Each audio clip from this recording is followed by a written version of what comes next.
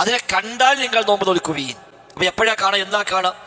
29-ന് സൂര്യാസ്തമയ ശേഷം ആകാശത്തേക്ക് നോക്കുകയും ചന്ദ്രനെ ദൃശ്യമാവുകയും ചെയ്താൽ മാസം മാറി എന്നർത്ഥം.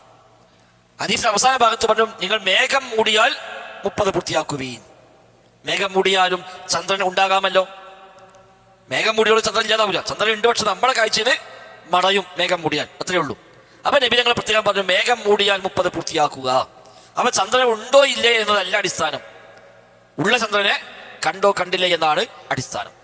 അത് പ്രകാരം നാളെ ശഅബാൻ 29.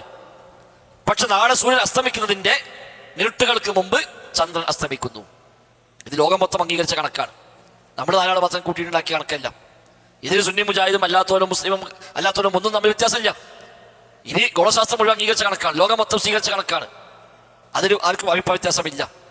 അതുകൊണ്ട് നമ്മളൊക്കെ നാട്ടിൽ നാളെ സൂര്യാസ്തമയത്തിന്റെ 1-2-3 മിനിറ്റുകൾക്ക് മുമ്പായി കേരളത്തിന്റെ എല്ലാ ഭാഗത്തും ചന്ദ്രൻ അസ്തമിച്ചു പോകുന്നു.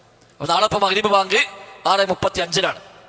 അപ്പൊ ചില സ്ഥലത്ത് 6:34 ചന്ദ്രൻ അസ്തമിക്കുന്നുണ്ട്, ചില സ്ഥലത്ത് 6:33 അസ്തമിക്കുന്നുണ്ട് കേരളത്തിൽ. ഞാൻ അപ്പുറത്തേക്ക് പോകുമ്പോൾ ചെറിയ ചെറിയ വ്യത്യാസങ്ങളൊക്കെ വരാം. ഏതായാലും 6:35 മുമ്പ് ചന്ദ്രൻ അസ്തമിച്ചു പോകും. ഇനി 35 സൂര്യൻ അസ്തമിച്ചതിന് ശേഷം ഈ ചന്ദ്രനെ കാണണം, അതേതായാലും ഉണ്ടാവില്ലല്ലോ. അതേതായാലും സാധ്യമല്ല. 35 സൂര്യൻ അസ്തമിച്ചു കഴിഞ്ഞാൽ പിന്നെ 37-ഓ 38-ഓ 40-ഓ 45-ഓ ചന്ദ്രനെ കണ്ടു എന്ന് പറഞ്ഞാൽ അത് പിന്നെ ഇവിടുത്തെ ഏറ്റവും വലിയ അന്നത്തെ അത്ഭുതമുള്ള വാർത്തയായിരിക്കും.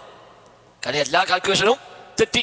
33 അസ്തമിച്ച ചന്ദ്രൻ 40 കണ്ടുപോയിട്ടുണ്ടെങ്കിൽ അത് നമ്മൾ നോമ്പിന് മാത്രമല്ല ബാധിക്കുക, അത് ലോകക്രമം തന്നെ അതോടുകൂടി മാറ്റം വരും, ചർച്ചകൾ വരും. പിറ്റേന്നത്തെ എല്ലാ പേപ്പറിന്റെയും ഒന്നാമത്തെ തലവാചകം അതായിരിക്കും, അന്നത്തെ സ്പെഷ്യൽ ഫ്ലാഷ് ന്യൂസ് അതായിരിക്കും. കാരണം അത് ലോകം മുഴുവൻ വലിയ ചർച്ചയാക്കി എടുക്കുന്നത്.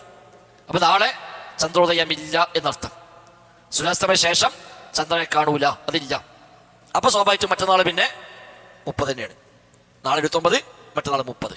അപ്പൊ ഇല്ല എന്ന് പറയാൻ കണക്കുകൾ സ്വീകരിക്കാം, ഉണ്ട് എന്ന് പറയാനും കണക്ക് സ്വീകരിക്കാം. പക്ഷെ ഉണ്ടെന്ന് സ്ഥിരപ്പെട്ടതുകൊണ്ട് മാസം മാറുന്നില്ല. ഉള്ളതിനെ കാണുമ്പോഴാണ് മാസം മാറുക. കാണാൻ കണക്ക് പോരാ, ഉണ്ടോ ഇല്ലെന്ന് അറിയാൻ കണക്ക് പറ്റും. ഇല്ലാന്ന് കണക്കോട് ഉറപ്പായി പിന്നെ പോയി നോക്കേണ്ട ആവശ്യമില്ല. ഇല്ലാന്ന് ഉറപ്പായ സംഗതി ഇനി കാണാൻ പോയി നോക്കേണ്ട കാര്യമുണ്ടോ? ഇല്ല. ഉണ്ടെന്ന് ഉറപ്പായ സംഗതിയോ ഉണ്ടായാൽ പോരാ. സൂമോദിറുയത്തിഹി, കണ്ടാൽ നിങ്ങൾ നോമ്പ് നോൽക്കുകയും. അപ്പൊ കണ്ടാലാണ് നോമ്പ് നോക്കേണ്ടത്. അതുകൊണ്ടാണ് ഉദയമുണ്ടെങ്കിലും നമ്മൾ മാസപ്പിറവി കാണാൻ വേണ്ടി പോകും.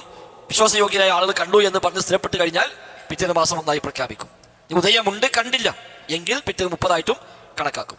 ഇപ്രാവശ്യം ഉദയമില്ല, അവിടെ നോക്കാൻ പോകേണ്ട കാര്യമില്ല, കാണില്ല എന്ന് ഉറപ്പാണ്. അവിടെ അതിലൂടെ അഭിപ്രത്യാസം മുസ്ലിം മതത്തിൽ ഉണ്ടാകാൻ സാധ്യതയുമില്ല.